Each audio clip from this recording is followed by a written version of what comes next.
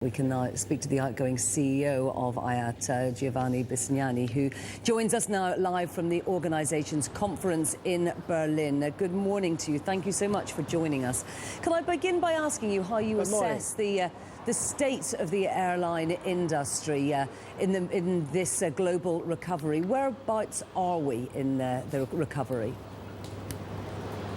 Well, the first good news is that we'll be back in the black after 2007. It's a small profit, as you mentioned, 2.5 billion. It's a 0.5% margin, but at least it's a black number.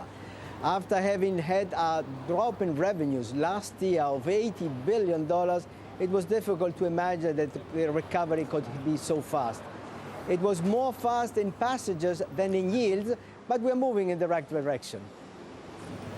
Now, tell me about what impact the ash cloud had overall for you and what you think of the way it was handled. Well, it had a big impact. It was a global shock because globally we lost 2.5% of traffic in the months of April. Europe had a drop in 11% and had a drop in revenues of $1.8 billion. So it was a shock. It was short, but it hurt a lot. A single word, it was a European mess. And every government wanted to act differently. We had no standard. And you know, it was not difficult to try and understand what was the way forward. And I would say you don't have to invent the wheel. Look at how US handled this crisis normally. And there are many crises in volcanoes around the world. You indicate the spot. There is a black area that's called the no-fly zone. And after the rest is up to the airlines and to the pilots to fly. Here we had a small spot and we put a blanket to cover all Europe and we paralyzed the traffic and hit nearly 10 million passengers in several days. The volcano hasn't gone away. If we get an ash cloud again, would you like to see individual airlines make that call themselves? I would say to handle as this is handled in other parts of the world. Civil aviation indicates a spot where you cannot fly, the black zone, and the rest is up to airlines. Now, Europe has improved a bit from its original kind of approach, but still we have to look ahead and do as the other international organizations of civil aviation are handling it.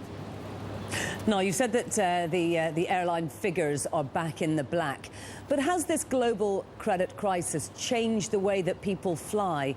Business air travel is still down, isn't it? It's recovering slowly. The passenger instead we have seen a strong rebound in traffic. We are forecasting at global level a 7% increase in traffic.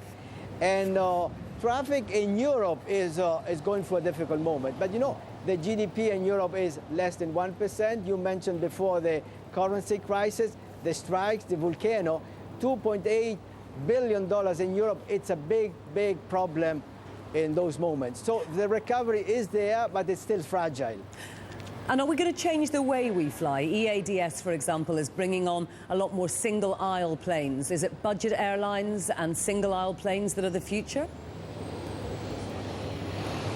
But I think so that air transport remains the most important mode of transportation in the future. We just presented a Vision 2050. We are flying now 2.3 billion passengers. We expect by 2050 to have 16 billion passengers flying. And you know, the global village is around flying. Look what happened in Europe. You stopped the flight for 3-4 days and the world was different. And where do you see all that growth come from? Is it going to come from Asia? Asia and China. China, the growth of China this year in air traffic will be double-digit, nearly 20%. India, Brazil, and also, I would say in general terms, all Latin America is growing fast. We have still a problem, as I mentioned before, on yields. Traffic is recovering, yields is taking a bit more time. We are forecasting a 4% increase in yields, but this reflects the strong drop that we had in yields of 14% last year. And the same for cargo. Last year we had a drop of 30%. In this 70% increase this year, will recover half of it.